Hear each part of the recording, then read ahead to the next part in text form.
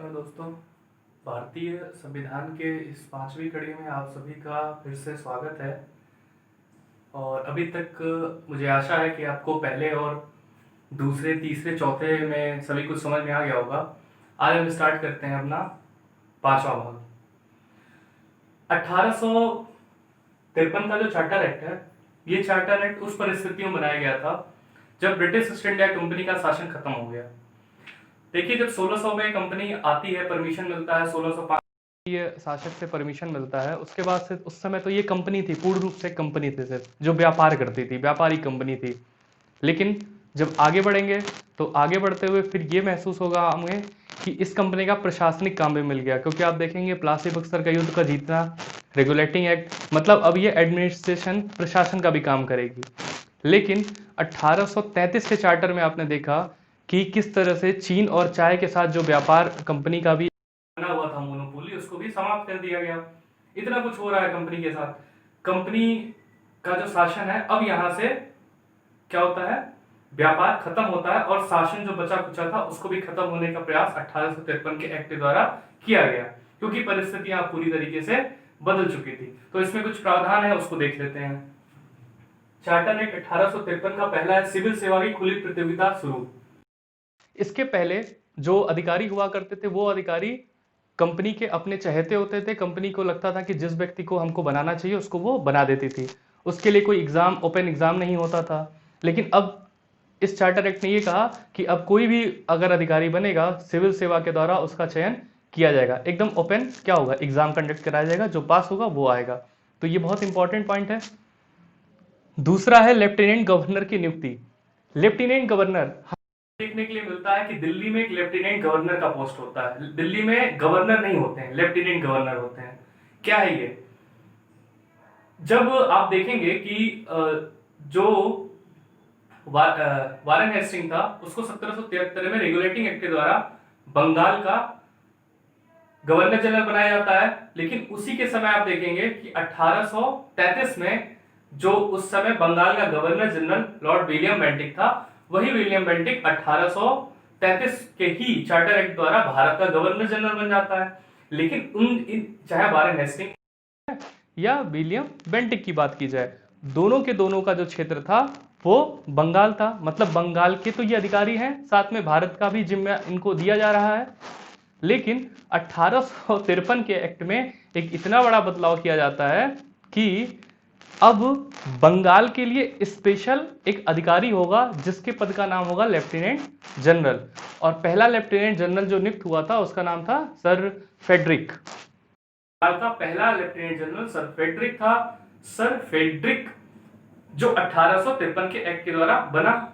मतलब अब बंगाल से संबंध सीधा सीधा वायसराय होगा, आगे जो आएगा वो, या गवर्नर जनरल जो अभी है उनका नहीं रह गया।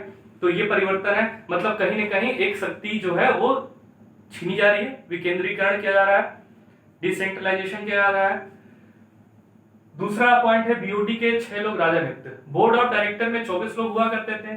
24 में से देखेंगे तो पूरे 24 के 24 लोग क्या थे, वो कंपनी के ही डायरेक्टर हुआ करते थे। लेकिन अब राजा के लोग होंगे, 6 सदस्य राजा के होंगे, मतलब 18 अब कंपनी के और 6 राजा के।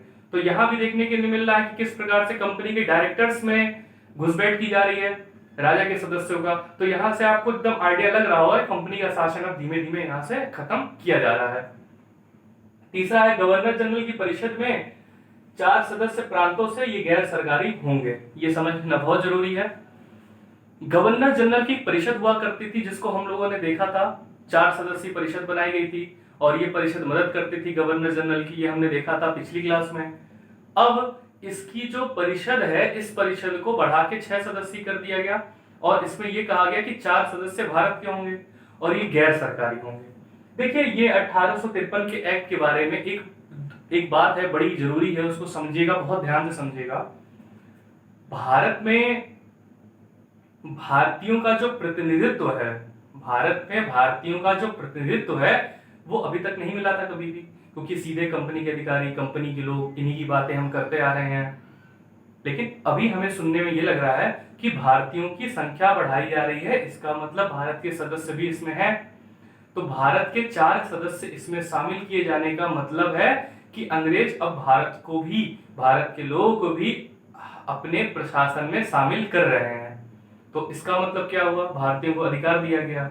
और यह अधिकार इसलिए दिया गया था क्योंकि भारतीयों, उस समय देखिएगा तो इसके पहले 1838 के आसपास लैंड होल्डर सोसाइटी वगैरह बन गई थी। तो इसकी वजह से ब्रिटिशर्स को लग रहा था कि भारतीयों को कुछ अधिकार दिया जाना चाहिए, तो ये अधिकार दिया गया। अच्छा, सरकारी गैर सरकारी ये शब्द प्रयोग हुआ, इसको हम समझ लेते हैं, आगे भी हमारे पॉलिटी में जो संविधान पढ़ेंगे प्रयोग आएगा। देखो, संसद में आप देखते होंगे एक प्रधानमंत्री होते हैं और अन्य मंत्री होते हैं उनके नीचे। कैबिनेट स्तर के मंत्री हो सकते हैं, केंद्र राज्य मंत्री हो सकते हैं, उप मंत्री हो सकते हैं। जिस भी व्यक्ति के शब्द के आगे मंत्री जुड़ा है, चाहे वो प्रधानमंत्री हो, चाहे कैबिनेट, चाहे केंद्र राज्य मंत्री, ठीक। जो मंत्री होता है उसको सरकारी व्यक्ति कहते हैं, सरकारी, ठीक। ये सरकारी ये आपके रोजगार वाला नहीं है कि सरकारी काम कर रहे हैं वो गैर सरकारी काम कर रहे हैं, इस शब्द का प्रयोग किया जाता है। तो मैंने बताया कि जिनके आगे मंत्री शब्द का प्रयोग होता है वो सरकारी कहलाते हैं। और इसके अलावा उन्हीं की पार्टी का अगर कोई व्यक्ति है, वो साधारण सांसद है, लोकसभा का हो या राज्यसभा का हो, उन्हीं की पार्टी का साधारण व्यक्ति, चाहे लोकसभा का हो चाहे राज्यसभा का हो, या फिर गैर उनकी पार्टी का हो, जैसे कांग्रेस का हो सकता है, सपा का, बसपा का, तृणमूल कांग्रेस का, तो ये व्यक्ति जो उनके आगे मंत्री नहीं लगा है वो साधारण लोकसभा और राज्यसभा के सदस्य हैं, तो उनको गैर सरकारी कहा जाता है। ठीक, स्पष्ट हो गया। जो मंत्री हैं वो सरकारी, जो मंत्री नहीं है साधारण है वो गैर सरकारी, भले ही उसी सरकार के ही अपने सांसद हों। ठीक, आप अक्सर देखे होंगे कि सरकारी बिल लाया जाता है, गैर सरकारी बिल लाया जाता है। एक राकेश सिन्हा करके भाजपा के राज्यसभा सांसद, उन्होंने 2 साल पहले एक बिल लाया था, गैर सरकारी बिल। इसका मतलब क्या है? इसका मतलब ये कि वो मंत्री नहीं है, साधारण राज्यसभा सांसद है और बिल ला रहे हैं, तो क्या कहा जाएगा? गैर सरकारी। तो अभी आगे चल के जहां भी आपको सरकारी गैर सरकारी शब्द का प्रयोग मिलेगा तो ये समझ जाएगा उनको अभी कोई मंत्री नहीं बनाया गया, वो साधारण रूप से सदस्य है। तो यहाँ पे मैंने वही लिखा है, गवर्नर जनरल की परिषद में 4 सदस्य प्रांतों में से ये गैर सरकारी होंगे। प्रांत क्या थे? प्रांत शब्द का प्रयोग हुआ, एक एक शब्दों को ध्यान से समझते हुए चलते हैं। प्रांत, प्रोविंस, वही प्रोविंस जिसको आज हम लोग अपने प्रयोग में स्टेट कहते हैं, राज्य कहते हैं। मध्य प्रदेश, गुजरात, महाराष्ट्र, राजस्थान, पंजाब, हरियाणा। तो उस समय प्रोविंस शब्द का प्रयोग होता था इनके लिए, और प्रोविंस को हिंदी में प्रांत कहते हैं। तो ये लोग प्रांतों से आते थे 4 सदस्य, और ये जो 4 सदस्य आते थे इनका चुनाव नहीं होता था वहां पे। आज की तरह इन 4 सदस्य जो आएंगे उनका चुनाव नहीं होगा, ये वहां के राजा के द्वारा सीधे भेज दिए जाएंगे। तो आप देखेंगे कहीं ना कहीं कुछ अगर लोकतंत्र की बात हो भी रही है तो वो पूर्ण रूप से नहीं हो रही है। एक समझने वाली बात है कि 1853 के ये जो प्रयोग किए जा रहे हैं, ये प्रावधान तो लाया गया लेकिन धरातल पे ये चीजें उतर नहीं पाई थी, धरातल पे चीजें उतर नहीं पाई थी। इनको उतरते उतरते 1861 आ गया था। तो एग्जाम में क्वेश्चंस आते हैं अक्सर कि पहली बार भारतीयों का प्रतिनिधित्व किस अधिनियम के द्वारा दिया गया, तो आप 1853 लगाइएगा। लेकिन प्रायोगिक तौर पे कब देखने को मिलता है, तो 1861। मतलब यहाँ पे थ्योरी वाला काम चल रहा है, यहाँ प्रैक्टिकल कर दिया गया भारतीयों का प्रतिनिधित्व। तो ये आशा है आप लोगों को, उम्मीद है सब समझ में आ गया होगा। अब आते हैं 1858 के भारत शासन अधिनियम। 1853 में किसको पता था कि 1857 की क्रांति होने वाली है? अगर ये पता होता तो 1853 में ही ब्रिटिश सरकार ने कंपनी के अधिकार को खत्म करके अपने खुद दायित्व लिया होता। 1857 की जबरदस्त क्रांति होती है भारत में, एक ऐसी क्रांति जिसमें पूरे उत्तर भारत से कहा जाता है कि अंग्रेजों का नामो निशान मिट गया था कंपनी का। कंपनी भारत छोड़ के जा चुकी थी इन क्षेत्रों से, और ब्रिटिश की पार्लियामेंट में जब चर्चा होती है तो उस चर्चा में बहुत बड़ा प्रश्न उठता है, क्या भारत भी अमेरिका की तरह हमारे हाथ से चला जाएगा? लेकिन ये आप लोगों को भी पता है कि कुछ भारत के शासक थे जिन्होंने मदद करने के लिए कहा कि हम आपकी मदद करेंगे, आप दोबारा भारत आइए। ये हमारी कमियां भी रही हैं कि हम लोगों ने कभी एक साथ एकता बना के और अंग्रेजों के खिलाफ लड़ने की कोशिश नहीं की। दुख का विषय है, थोड़ा दुख होता है पढ़ते हुए इसको, चलिए कोई बात नहीं। तो 1857 की क्रांति होती है। जब 1857 की क्रांति होती है तो इस क्रांति की वजह से ब्रिटिश जो कंपनी है यहाँ पे वो समाप्त हो गई। ब्रिटेन की महारानी का जब नाम आएगा तो महारानी ने कहा कि अब यहाँ पे शासन सीधे ब्रिटेन की गवर्नमेंट का होगा, क्योंकि कंपनी के बूते की बात नहीं है भारत में अब शासन करना। तो महारानी ने भारत में शासन करने का एक अधिनियम वहां के पार्लियामेंट के द्वारा बनवाया। इसीलिए अब आप देखेंगे तो चार्टर शब्द का प्रयोग खत्म हो जाएगा, क्योंकि चार्टर मतलब क्या होता है पहली क्लास में बताया मैंने कि 20-20 साल का एक परमिट होता था। अब आपको जो शब्द सुनने के लिए मिलेगा वो भारत शासन अधिनियम मिलेगा या भारत परिषद अधिनियम मिलेगा। ये भारत शासन अधिनियम और भारत परिषद अधिनियम का मतलब है कि भारत पे शासन करने वाला अधिनियम है ये इंडियन एडमिनिस्ट्रेटिव एक्ट, या फिर परिषद अधिनियम कि उसको परिषदों काउंसिल के द्वारा बनाया जा रहा है, इसलिए इसका नाम भारत परिषद अधिनियम या भारत शासन अधिनियम भी होगा। अब चार्टर एक्ट जैसा कोई भी एक्ट नहीं होगा, ठीक। तो भारत में बहुत बड़ा परिवर्तन होता है और सीधे ब्रिटिश सरकार यहाँ पे शासन करने वाला एक एक्ट लाती है। यहाँ पे है बोर्ड ऑफ डायरेक्टर पे मैंने क्रॉस किया है, बोर्ड ऑफ कंट्रोल पे क्रॉस किया है, तो इक्वल टू मैंने कर दिया है द्वैध शासन। पिछली क्लास में आपने देखा कि board of control, board of director बनाए गए थे, याद कीजिए 1784 के पिट्स इंडिया एक्ट में। और उसमें क्या कहा गया कि बोर्ड ऑफ कंट्रोल भी होगा, तो मैंने उस समय आपको बहुत क्लियरली बताया था कि ये 1858 तक चलेगा, इसको द्वैध शासन कहेंगे। एक जगह पे जब दो लोग शासन करते हैं अलग अलग शक्तियां तो उसको द्वैध या डुअल गवर्नमेंट कहते हैं। तो अब तो बीओसी खत्म, बीओडी खत्म, तो द्वैध शासन खत्म। अब कौन शासन करना है? सीधे ब्रिटिश सरकार को। तो ये खत्म कर दिया गया, बहुत इंपॉर्टेंट है, इसको याद रखिएगा। भारत सचिव का पद, इसकी सहायता के लिए 15 सदस्यों की परिषद। ब्रिटिश जो है ब्रिटेन में मंत्री शब्द का प्रयोग नहीं होता है, ठीक। अब आज के डेफिनेशन में हम लोग मिनिस्टर कहते हैं अपने ट्रांसलेशन में मंत्री का, लेकिन वहां पे मंत्रियों को सचिव कहा जाता था, सेक्रेटरी। तो जो वहां का कैबिनेट स्तर का मंत्री होता था उसको भारत का सचिव नियुक्त किया गया और वो भारत पे ऊपरी तौर पे पूरी मामलों की जानकारी रखेगा, ठीक।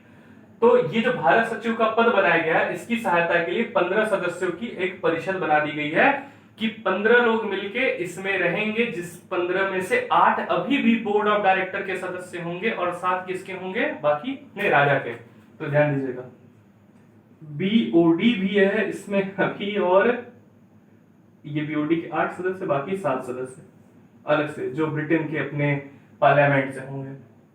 अब आपके दिमाग में आ रहा होगा कि कंपनी चली गई, तो कंपनी जब चली गई तो कंपनी का प्रतिनिधित्व देने की बात क्यों है? लेकिन ध्यान दीजिए, कंपनी ने भारत में अंग्रेजों को वो ढांचा दे दिया, वो स्ट्रक्चर बना के दे दिया जो कभी ब्रिटेन वाले आशा भी नहीं किए होंगे, उम्मीद भी नहीं की होंगी कि ऐसा भी हमारे साथ हो सकता है। तो एकदम से किसी कंपनी को दुत्कार देना, भगा देना तो गलत होगा। तो इसलिए कहा गया चलो भैया तुमको हम खुश करने के लिए देते हैं। तो ये इतने अंदर जाने की जरूरत नहीं है, बस आप याद रखिए 15 सदस्यों की थी। यहां मैंने लिखा लॉर्ड स्टैनले पहला सचिव, तो याद रखिएगा पहला सचिव जो भारत का बनाया गया था उसका नाम था लॉर्ड स्टैनले। ये फैक्ट्स है, इसको आपको याद रखना है। 1858 के भारत शासन अधिनियम के बाद स्ट्रक्चर चेंज होता है भारत का और 1861 का भारत परिषद अधिनियम आता है, Indian council act. Council act में कहा गया कि मुंबई मद्रास प्रेसिडेंसियों को कानून बनाने का अधिकार मिला। जो मुंबई मद्रास थे, हमने जब शुरुआत की थी पढ़ने की तो हम मुंबई मद्रास और बंगाल की बात कर रहे थे, और वही मुंबई और मद्रास ये है। यहाँ पे बहुत बड़ा क्षेत्र था मुंबई मद्रास का, और यहाँ की जो प्रेसिडेंसी मतलब अंग्रेजों के अधिकार के अंतर्गत एक बड़ा क्षेत्र, यहाँ पे इनका केंद्र हुआ करता था एक तरह से। तो इन प्रेसिडेंसियों में ये कहा गया कि यहाँ पे कानून बनाने का अधिकार इनको मिल गया। आप ध्यान दीजिएगा, इनके अधिकारों को छीन लिया गया था पिट्स इंडिया एक्ट के बाद। एक 1786 में एक और अधिनियम आया था छोटा सा, जिसमें इनके अधिकारों को सीमित कर दिया गया। यहाँ पे आके क्या किया जा रहा है? अधिकार दिया जा रहा है, और ये अधिकार भारतीयों को भी मिला, क्योंकि प्रेसिडेंसियों में भारतीय सदस्य चुन के आते थे। ये चुनाव भले ही डायरेक्ट ना होता हो। फिर से समझिएगा, प्रेसिडेंसी मतलब समझिए मुंबई एक राज्य है, मद्रास एक राज्य है, उस राज्य में लिखा है कानून बनाने का अधिकार मिला। कौन बनाएगा कानून? वहां की प्रेसिडेंसी में जो लोग होंगे उन लोगों में भारतीय लोगों का भी बहुमत अब धीमे धीमे बढ़ने लगा था, कमी संख्या में, लेकिन उनका भी धीमे धीमे जो योगदान है वो आ रहा था। तो ये समझ लीजिएगा। वायसराय को अध्यादेश जारी करने की शक्ति। अच्छा, एक बहुत इंपॉर्टेंट पॉइंट है, आप अभी जब भारत के संविधान को पढ़ते हैं तो अभी भी ऑर्डिनेंस शब्द का यूज होता है, अध्यादेश होता है जो 6 माह के लिए होता है, और ये भी यहाँ भी अध्यादेश शब्द का प्रयोग है, और यह भी अध्यादेश 6 माह के लिए था। क्या है ये अध्यादेश? देखिए, हमारे वहां लोकसभा राज्यसभा चलती है, जरूरी नहीं है कि वो दोनों सभाएं लगातार चलती रहें हमेशा। होता है कि एक सत्र चला और उस सत्र के बाद बीच में 2 महीने का गैप हो जाता है। अब मान लीजिए 2 महीने का गैप है, उस गैप के बीच सरकार को लगता है कि कोई ऐसा कानून आना चाहिए जो अभी भारत की जरूरत है जिसकी, लेकिन संसद बैठी नहीं है, संसद तो छुट्टी पे है। तो ऐसी परिस्थितियों में संविधान राष्ट्रपति को यह शक्ति देता है कि आप उस जो कानून आप चाह रहे हैं उस कानून को आप बना लीजिए। वो कानून बन जाता है, भारत में लागू हो जाता है, लेकिन उस कानून की वैधता वैलिडिटी मात्र 6 महीने तक होती है। कितने महीने तक? 6 महीने तक। और 6 महीने के भीतर भीतर जब भी संसद, लोकसभा राज्यसभा बैठेगी तो जो कानून उन्होंने ऑर्डिनेंस अध्यादेश जारी करके बनाया है उस पर चर्चा होती है। लोकसभा राज्यसभा को लगता है कि ऑर्डिनेंस बहुत अच्छा है तो उसको क्या कर दिया जाएगा? लागू कर दिया जाएगा, तो परमानेंट हमेशा कानून बन जाएगा। लोकसभा राज्यसभा को लगता है कि ये ठीक नहीं है तो वो कानून नहीं बनेगा और वो वहीं समाप्त हो जाएगा। तो ऑर्डिनेंस क्या हुआ? काम चलाओ शक्ति। जैसे इसको आसान भाषा में ऐसे समझिए कि आपके घर में पिताजी बाहर गए हुए हैं, आपको 2000 रुपए की जरूरत पड़ी, आपकी माताजी ने आपको 2000 रुपए दे दिए, लेकिन जब भी पिताजी आएंगे तो तुरंत उनको बताएंगी कि 2000 रुपए इनको दिए गए थे, और अगर आपको लगता है कि जरूरी है तो पूछिए, नहीं तो फिर उसको चलने दीजिए। तो उसी तरह से राष्ट्रपति ने जारी तो कर दिया, कोई नियम लागू कर दिया, लेकिन संसद आएगी जब बैठेगी तो उससे पूछिए कि लागू सही है, आपको लगता है? अगर उनको लगता है सही नहीं है तो खत्म। तो बहुत बहुत ध्यान दीजिएगा, आप पढ़ क्या रहे हैं? आप पढ़ रहे हैं भारतीय संविधान का विकास। भारतीय संविधान का विकास जब पढ़ रहे हैं तो उसको जोड़ के देखिए, अभी से जो एक्ट पढ़ रहे हैं उन एक्ट से कैसे आज का संविधान जुड़ा हुआ है। तो सीधा सीधा जुड़ा है, ऑर्डिनेंस की शक्ति मिल रही है जो आज भी है। हमने पिछली क्लासों में बहुत कुछ जोड़ के देखा था, तो ये बहुत इंपॉर्टेंट है, ये पॉइंट बहुत इंपॉर्टेंट है, इसको ध्यान दीजिएगा। हमने ऐसे ही वीटो शक्ति के बारे में देखा था। विधान परिषदों का निर्माण। अब विधान परिषदों का निर्माण किया गया है लेजिस्लेटिव काउंसिल का, और मैंने अभी बताया कि 1853 के चार्टर एक्ट में जो बातें थ्योरी के बेस में कही गई थी, थ्योरेटिकल कही गई थी, उनको अब प्रैक्टिकली प्रायोगिक तौर पे अब यहाँ पे उतार दिया गया है। मतलब अब परिषद जो होंगी, जो लोग चुने जाएंगे प्रांतों में, वो अब आए, यहाँ पे आए नहीं, अब ये प्रोसेस चल रहा है कि होना चाहिए कि यहाँ पे आएंगे। ठीक। वायसराय की परिषद में 6 से 12 सदस्य भारत के शामिल। अब वायसराय शब्द आ गया। वायसराय शब्द कैसे आया इस पे भी चर्चा कर लेते हैं छोटी सी। ऊपर का मिटाते हैं। अच्छा, ऊपर का मिटाने के पहले मैं हट जा रहा हूं, आप इसको एक बार स्क्रीनशॉट ले लीजिएगा।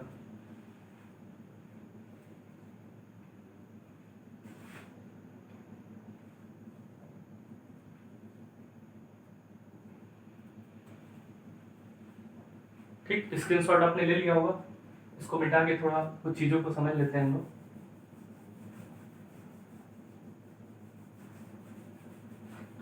डस्टर है कि याद आता ही नहीं है और हाथ से ही काम चला लिया जाता है, कोई बात नहीं है।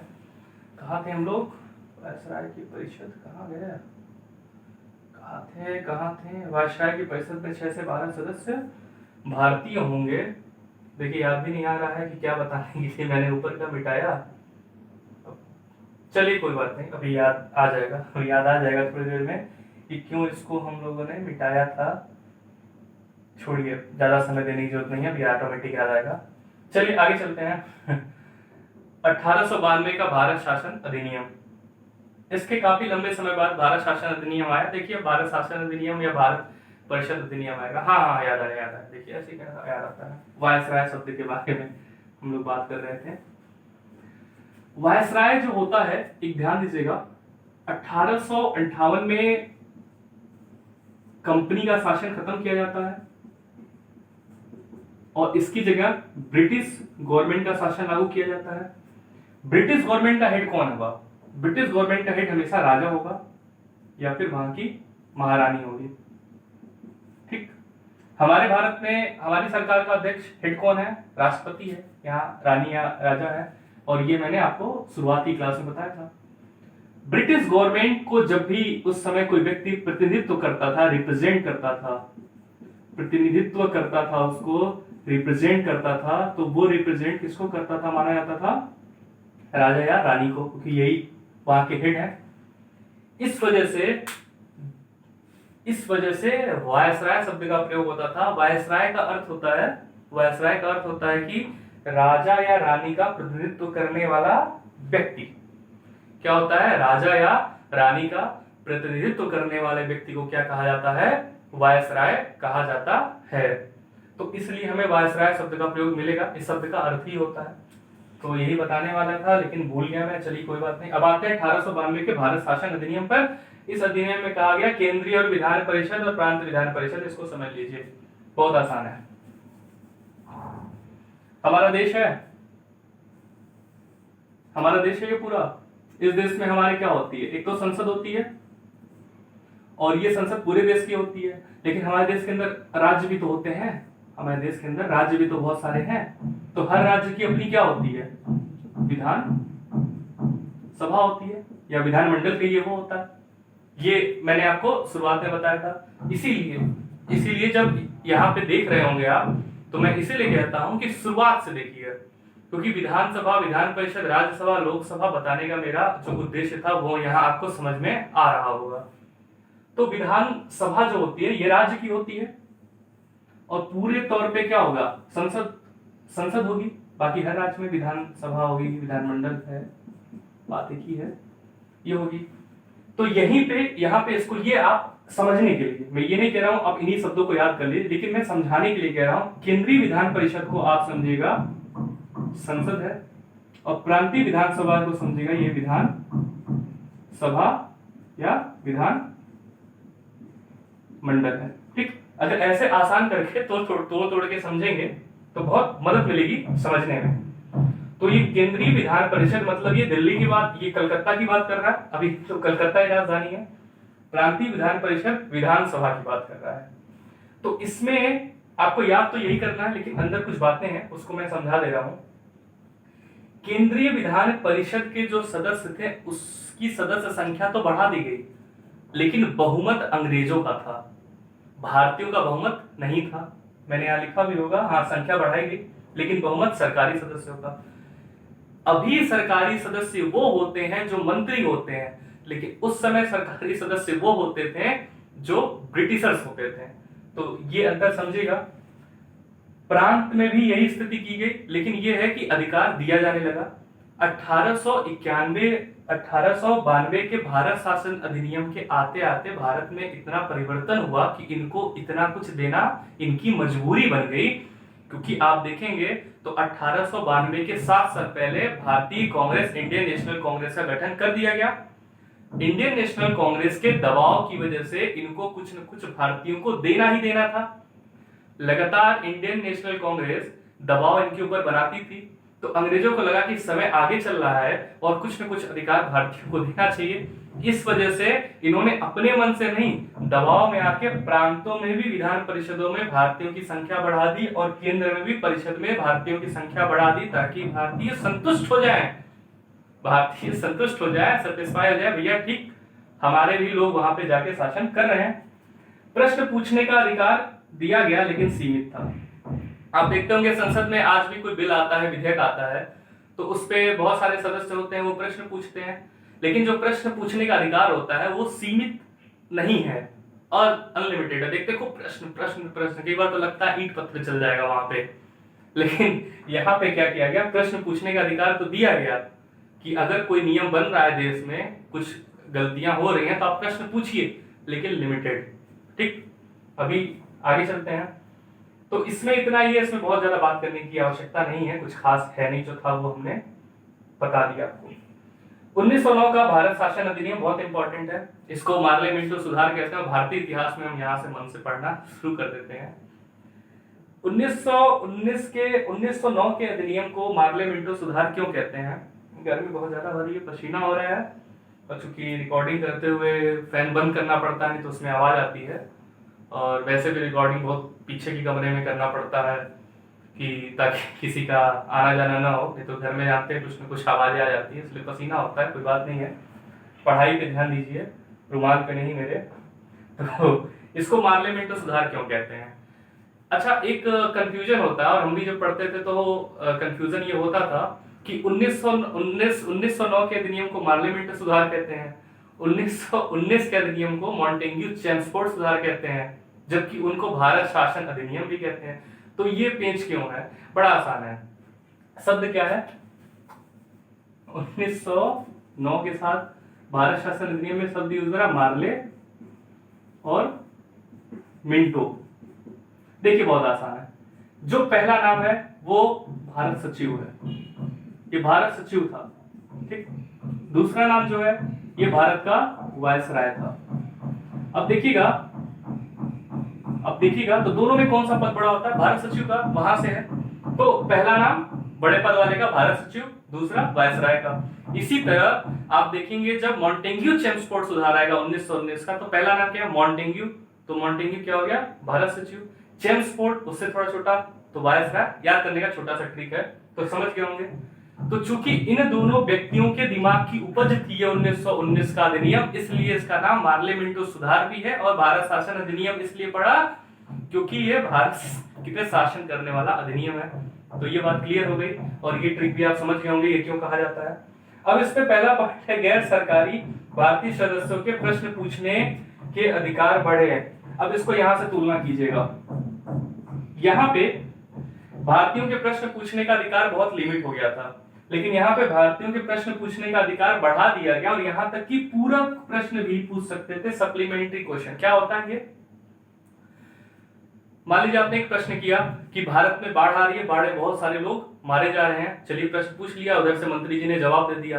अब आप क्रॉस क्वेश्चन आपको करना है कि नहीं, आपका जो जवाब है उसमें ये नहीं, ऐसा है, इस पे ये बताइए, वो बताइए, मतलब प्रश्न में प्रश्न, मेन प्रश्न के अंदर भी और प्रश्न करते जा रहे हैं। तो ये पूरक प्रश्न है, सप्लीमेंट्री क्वेश्चंस है। वो अधिकार 1919 में भारतीयों को मिलता है, जबकि 1892 में नहीं मिलता है।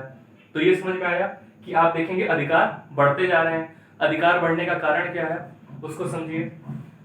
भारत में 1919 के अधिनियम तक आते आते आप देखेंगे कि कांग्रेस एक बड़ी पार्टी बन चुकी है, इसमें गरम दल और नरम दल दोनों आ चुके हैं, और 1919 के जो अधिनियम है इसको कहते हैं फूट डालो राज करो अधिनियम भी। वो इसलिए कहते हैं क्योंकि इसमें अंग्रेजों ने बड़े चालाकी से कांग्रेस के गरम दल और नरम दल को अलग करने का प्रयास किया। कैसे किया? आप जब इतिहास पढ़ेंगे तो उसमें आएगा कि नरम दल वाले कहते थे कि आप कुछ अधिकार दीजिए, तो कुछ अधिकार यहां मिल रहा है क्योंकि संख्या भी बढ़ाई जाएगी, अभी संख्या भी बढ़ाई जाएगी, प्रश्न पूछने का अधिकार भी बढ़ाया जा रहा है, बजट पर चर्चा करने का अधिकार भी मिल रहा है, तो सब कुछ मिल रहा है। दादा भाई नौरोजी, रनाडे, ये जितने नरम दल के लोग थे ये यही चाहते थे, तो उनको मिल गया तो वो संतुष्ट थे। लेकिन गरम दल वाले बाल लाल पाल ये लोग का कहना था कि नहीं, इतने से क्या होगा, हमें तो स्वराज चाहिए, हमें तो हमारा देश चाहिए। तो वो इनके इन प्रोविजन से, प्रावधानों से खुश नहीं होंगे। तो आप देखिए कितने चालाकी से नरम दल वाले संतुष्ट, एक्सट्रीमिस्ट जो गरम दल वाले हैं वो असंतुष्ट, तो दोनों में भेद होना तय है। तो अंग्रेज बड़े चालाक थे, तो यहाँ पे लड़ाने का प्रयास किए। 1919 का अधिनियम भारत के इतिहास का एक ऐसा अधिनियम है जिसने भारत को बांट दिया 1947 में दो भागों में। एकदम इसको नोट कर लीजिए और गांठ बना लीजिए, ये बहुत इंपॉर्टेंट लाइन है। 1919 का अधिनियम एक ऐसा अधिनियम है जिसने भारत को बांटने का सिलसिला शुरू कर दिया था, क्योंकि ये जो व्यक्ति है मिंटो नाम का, भारत का वायसराय, इसको एक टाइटल यूज किया जाता है कि सांप्रदायिक व्यक्ति है, ये कम्युनल आदमी है। इसको सांप्रदायिक इसलिए कहा जाता है, इसी के दिमाग की वजह से, खुरापात की वजह से 1906 में मुस्लिम लीग की स्थापना होती है। यही मुस्लिम लीग भारत के बंटवारे के लिए जिम्मेदार होगी, और उसका गठन इसी मिंटो ने किया था, और इसी मिंटो और मार्ले ने मिलकर 1919 के अधिनियम में मुसलमानों को पृथक निर्वाचन दिलाया। क्या होता है पृथक निर्वाचन? पृथक निर्वाचन एक ऐसा क्षेत्र होता है निर्वाचक मंडल जिसमें जो चुनाव में खड़ा होगा व्यक्ति वो सिर्फ मुस्लिम होगा, उसमें जो वोट देंगे वो भी सिर्फ मुस्लिम होंगे। तो मतलब आप सीधे भारतीयों में भी फूट डाल रहे हैं, किसी एक का मन बढ़ाने के लिए दूसरे को उसके खिलाफ भड़का रहे हैं। तो फिलहाल भारत शासन अधिनियम यही है, गैर सरकारी भारतीय सदस्यों के प्रश्न पूछने के अधिकार बढ़ाए गए, बजट पर चर्चा करने का अधिकार मिला कि जो बजट खर्च हो रहा है भारत पे उस पर आप चर्चा कर सकते हैं, इसके पहले ऐसा अधिकार नहीं मिला था। गैर सरकारी बिल लाने का अधिकार मिला, मतलब जैसे मैंने राकेश सिन्हा का उदाहरण दिया कि उन्होंने बिल अभी भी लाते हैं बहुत सारे लोग उनकी तरह, मैंने उदाहरण दिया क्योंकि वो बहुत ताजा उदाहरण था। तो यहाँ पे गैर सरकारी मतलब जो भारतीय सदस्य होंगे वह भी अब क्या करेंगे, बिल ला सकते हैं। तो कहीं ना कहीं ये हमें देखने में लग रहा है कि हमें अधिकार मिला है और मिला भी, संख्या भी बढ़ाएगी, लेकिन भारतीयों के साथ बहुत बड़ा षड्यंत्र 1909 के अधिनियम के साथ खेला गया। इसको अगर फूट डालो और राज करो का अधिनियम ना कहा जाए तो क्या कहा जाएगा। तो अपेक्षा है यहाँ तक क्लास चली, अब इसको हम लोग अगली क्लास में 1919 के अधिनियम पे और 1935 के अधिनियम पे बात करेंगे। वो दो अधिनियम मैंने आज इसलिए नहीं इसमें जोड़ा, 1919 का समय तो था लेकिन बड़ा है और उस पर थोड़ा डिटेल में बात करना हमारे लिए बहुत जरूरी हो जाता है। आप इसको यहाँ पढ़ेंगे तो समझिए आपका इतिहास का भी एक टॉपिक पूरा हो रहा है, और यहाँ पढ़ रहे हैं तो संविधान का भी एक टॉपिक पूरा हो जा रहा है। समझते हुए पढ़िएगा, एक एक लाइन को समझते हुए पढ़िएगा। अभी जब हम चैप्टर में एंटर करेंगे तो वहां भी मैं आपको बहुत प्रैक्टिकली जोड़ के चीजों को पढ़ाऊंगा। हमारे साथ बने रहिए। अभी हम लोग करंट की भी कुछ सीरीज को शुरू करने वाले हैं, उसको भी आप फॉलो कीजिएगा, बहुत ऑथेंटिक जानकारी मिलेंगी आपको और इससे प्रश्न भी आपको दिए जाएंगे। तब तक के लिए नमस्कार।